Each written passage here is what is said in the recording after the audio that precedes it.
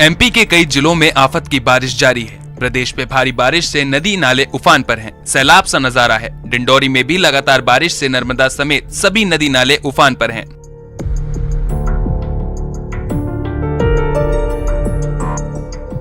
भारी बारिश से नर्मदा घाट पर बने मंदिर डूब गए। यहाँ अमरकंटक सहित पहाड़ी इलाकों में तेज बारिश जारी है। बारिश से जल स्तर बढ़ रहा है, जिसे लेकर प्रशासन मुस्तैद है।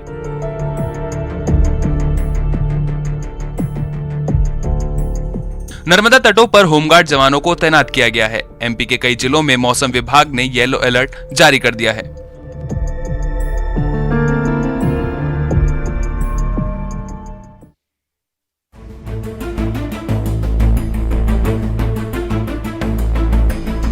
सागर में एक अधेड़ शख्स को आशिकी भारी पड़ गई। लड़की से छेड़खानी करने पर लोगों ने इसकी जमकर पिटाई की।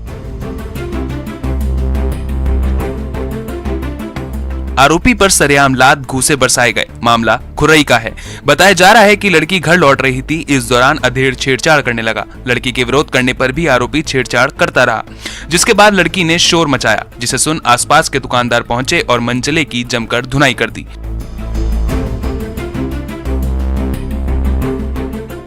घटना का वीडियो सामने आया है, जिसमें देखा जा सकता है कि कैसे भीड़ आरोपी की पिटाई कर रही है। आरोपी को जेल भेज दिया गया।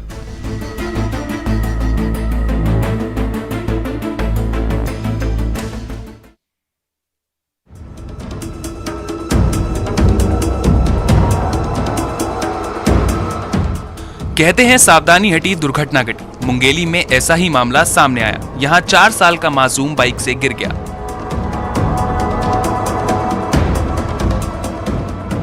हादसे का ये वीडियो सामने आया है, जिसमें देखा जा सकता है कि एक शख्स बाइक से जा रहा है। ये मासूम बाइक में पीछे बैठा है, लेकिन इसी दौरान मासूम बाइक से गिर जाता है और बाइक आगे निकल जाती है। बाइक से गिरने के बाद मासूम खुद ही उठकर खड़ा हो जाता है और दौड़ने लगता है।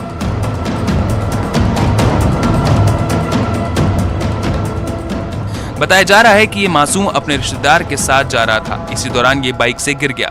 गनीमत रही कि हादसे में मासूम ज्यादा घायल नहीं हुआ। घटना सरिस्ताल गांव की है।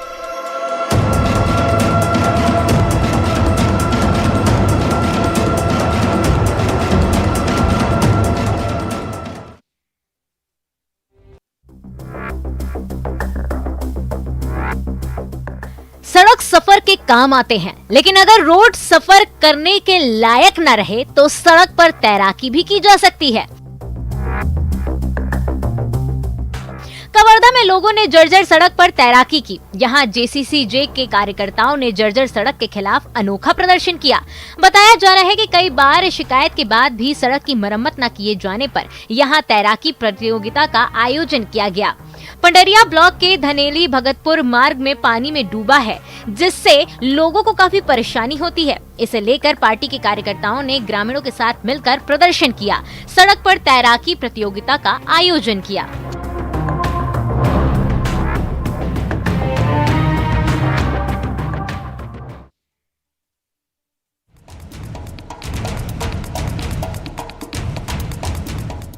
किसी अपराध पर आम लोग पुलिस के पास जाते हैं, लेकिन ग्वालियर में पुलिस के साथ ही मारपीट की गई। इतना ही नहीं, पुलिसकर्मी को पुलिस से ही मदद नहीं मिल रही है।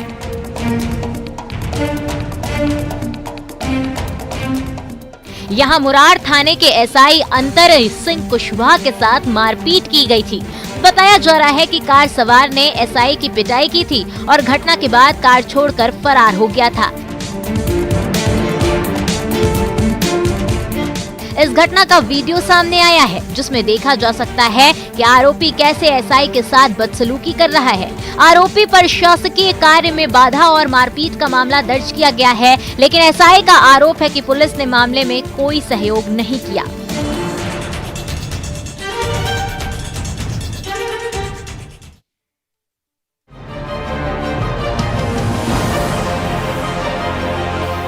भिंड के लाहार में प्रसूता की मौत पर जमकर हंगामा हुआ। बताया जा रहा है कि महिला ने अस्पताल के बाहर ही बच्चे को जन्म दिया था, जिसके बाद स्टाफ ने महिला को अस्पताल के अंदर ले जाकर भर्ती कराया, जहां प्रसूता की इलाज के दौरान मौत हो गई। मृतका के पति ने नर्सों पर लापरवाही का आरोप लगाया। इस दौरान जमकर हंगामा किया गया। आरोप है कि गांव के दबंगों ने एम्बुलेंस लौटा दिया था, जिसके बाद महिला को लोडिंग वाहन से अस्पताल लाने में देर हुई और महिला ने दम तोड़ दिया।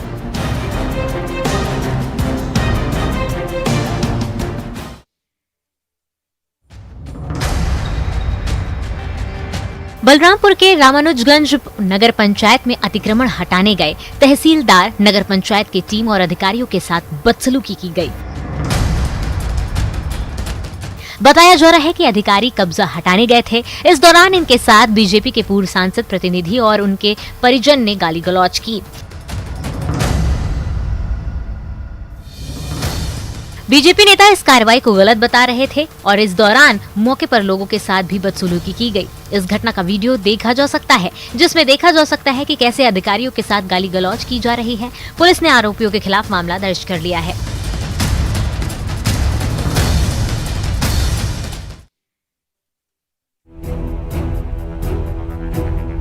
सूरजपुर में रोक के बाद भी ग्रामीण अंचलों के नदी नालों से अवैध रेत उत्खनन लगातार जारी है। यहाँ खदानों से रेत उत्खनन पर प्रतिबंध है। ऐसे में छोटे नदी नालों से रेत उत्खनन का काम धड़ल्ले से चल रहा है। इसे लेकर हंगामे की स्थिति बनती है। जिले के खनिज अधिकारी ने बताया कि ग्रामीण इलाकों के नदी नालों से रेत उत्खनन रोकने में काफी चुनौतियों का सामना करना पड़ता है। इसके बाद भी अवैध रेत उत्खनन और परिवहन रोकने के लिए अभियान चलाया जा रहा है।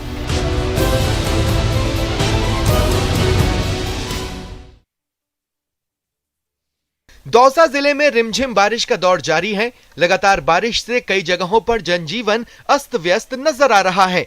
गुरुवार की रात सूरजपुरा ग्राम पंचायत के खेड़ली गांव में एनीकट टूट गया, जिसके कारण एनीकट में भरा पानी बह गया। एनीकट टूटने और पानी बहने के बाद ग्रामीणों में नाराजगी है।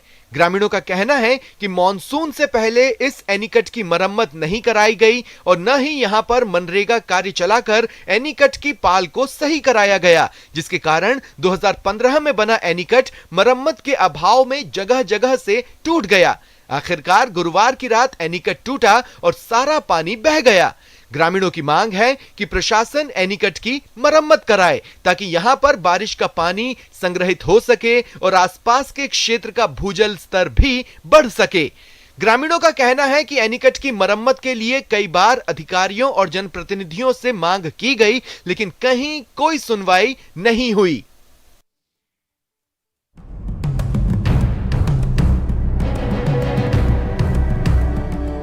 बाघों के लिए मशहूर पन्ना टाइगर रिजर्व प्रबंधन पर मनमानी का आरोप लगा है। मामला टाइगर रिजर्व के अकोला बफर क्षेत्र का है, जहां एक गाइड भरत यादव ने टाइगर रिजर्व प्रबंधन पर मनमानी का आरोप लगाया है। बताया जा रहा है कि गाइड ने सीएम शिवराज सिंह के नाम तहसीलदार को शिकायत सौंपा है, जिसमें कहा गया है कि बाघिन पी 234 ने 3 शावकों को जन्म दिया था, जिनमें से एक शावक लापता है। इसकी जानकारी अधिकारी को दी गई, लेकिन इसके बाद भी कार्रवाई नहीं हुई। इस मामले में गाइड को ही नोटिस जारी कर दिया और पद से हटा दिया गया।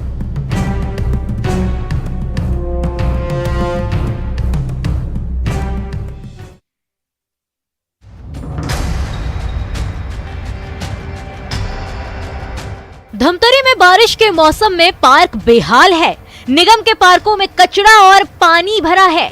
लोग सैर के लिए गार्डन जाते हैं। पार्क में लगे फूलों की खुशबू दिल दिमाग को तरोताजा करती है, लेकिन धमतरी का ये पार्क बदहाल है। पार्क में फूलों की खुशबू तो दूर, घास के लॉन में पानी भरा रहता है। झूले टूट गए हैं। ऐसे में यहाँ मासूमों के खेलने के लिए कोई जरिया नहीं है।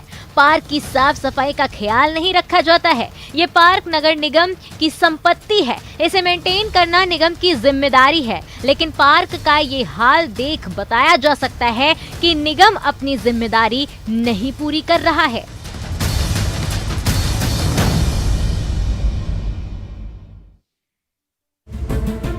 सड़क पर अगर एक साथ 3 बाघ दिख जाएं तो किसी की भी सांसें थम जाएं। सिवनी में ऐसा ही नजारा दिखा, जहां पेंच टाइगर रिजर्व से लगे खबासा में रात के समय बाघ के 3 शावक सड़क पार करते नजर आए। इन शावकों का वीडियो भी सामने आया, जिसमें शावक एक के बाद एक सड़क पार कर रहे हैं। ये शावक तेलिया बाघिन के बताए जा रहे हैं। इन शावकों को सड़क पार करते देख राहगीर रोमांचित हो गए। इस दौरान राहगीरों ने शावक का वीडियो बना लिया, जिसमें बाघिन के शावक शांत से सड़क पार कर जंगल की ओर जाते दिखाई दे रहे हैं।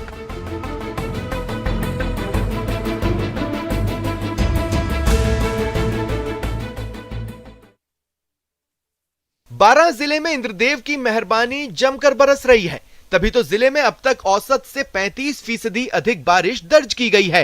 पिछले 2 दिनों से बारां शहर समेत छबड़ा, अंता, किशनगंज समेत कई इलाकों में तेज बारिश हुई, जिसके कारण नदी नालों में उफान है। हालत यह है कि ग्रामीण इलाके में पुलिया और रपटों पर 2 से 4 फीट तक पानी की चादर चल रही है। कई गांव का तो आपस में संपर्क कट गया। वहीं कई लापरवाह लोग पानी के तेज बहाव में अपने वाहन पार कर ले जा रहे हैं। देखिए, ये तस्वीर अंता के बड़गांव की है, जहां बड़गांव से माधोपुरा जाने वाले रास्ते पर बरसाती नदी उफान पर है। पुलिया पर 2 फीट से ज्यादा पानी की चादर चल रही है, फिर भी लोग जान जोखिम में डाल रास्ते को पार कर रहे हैं। वहीं दूसरी तस्वीर है किशनगंज क्षेत्र के गरड़ा की। यहां भी बारिश के बाद बरूनी मार्ग की पुलिया पर पानी का तेज बहाव है। कई लोग पानी के उतरने के इंतजार में पुलिया से पहले खड़े हैं, लेकिन कई अपनी जान की परवाह किए बिना रास्ता तय कर रहे हैं। यहां जीप से लेकर बाइक सवार तक जान जोखिम में डाल रहे हैं।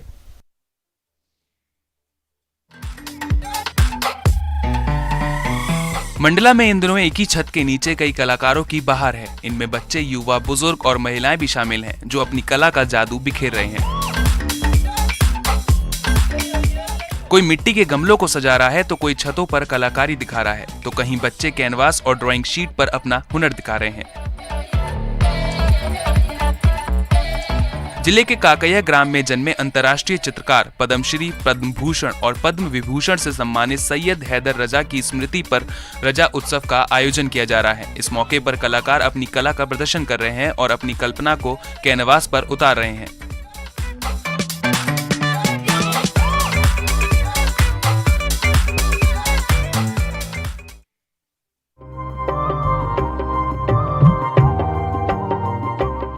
उज्जैन में बाबा महाकाल के दर्शन के लिए सावन के महीने में हजारों श्रद्धालु पहुंच रहे हैं। बाबा महाकाल की शरण में क्या आम क्या खास, सभी आ रहे हैं। हिमाचल प्रदेश के मुख्यमंत्री जयराम ठाकुर भी सपरिवार महाकालेश्वर मंदिर पहुंचे और बाबा महाकाल की भस्म आरती में शामिल हुए। जयराम ठाकुर ने नंदी हॉल में बैठकर बाबा महाकाल की भस्म आरती देखी। इसके बाद नंदी भगवान के कान में अपनी मुरादें कहीं। भस्म आरती समाप्त होने के बाद गर्भगृह के गेट से बाबा महाकाल के दर्शन और आशीर्वाद भी लिया। सावन के महीने में जो भी भक्त भगवान महाकाल के दर्शन करता है, उनकी मुरादें पूरी होती हैं।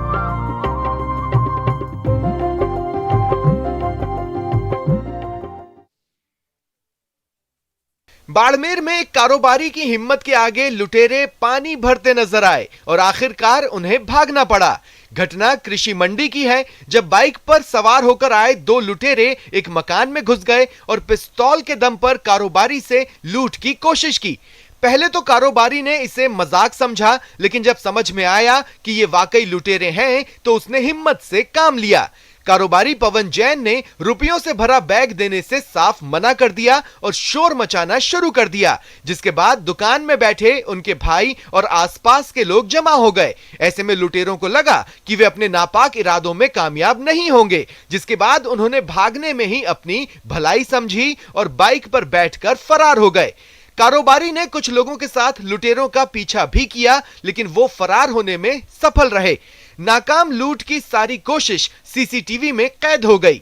बहरहाल व्यापारी की हिम्मत और उसका विपरीत हालात में निडर रहना एक बड़ी लूट की वारदात को नाकाम कर गया। व्यापारी की हिम्मत की चर्चे पूरे शहर में है।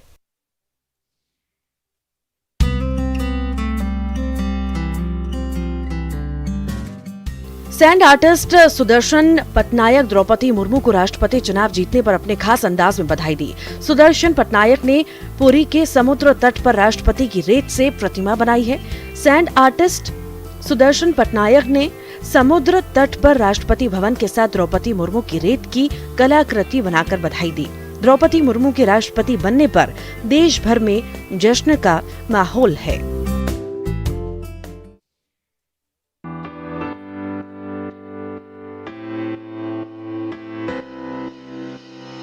गुजरात के गांधीनगर में 36वें राष्ट्रीय खेलों का लोगो जारी किया गया। सीएम भूपेंद्र पटेल ने इस लोगो का अनावरण किया। लोगो में गिर के शेर सहित कई प्रतीक हैं। इस मौके पर राज्य के कई जिलों के खिलाड़ियों की उपस्थिति भी खास रही।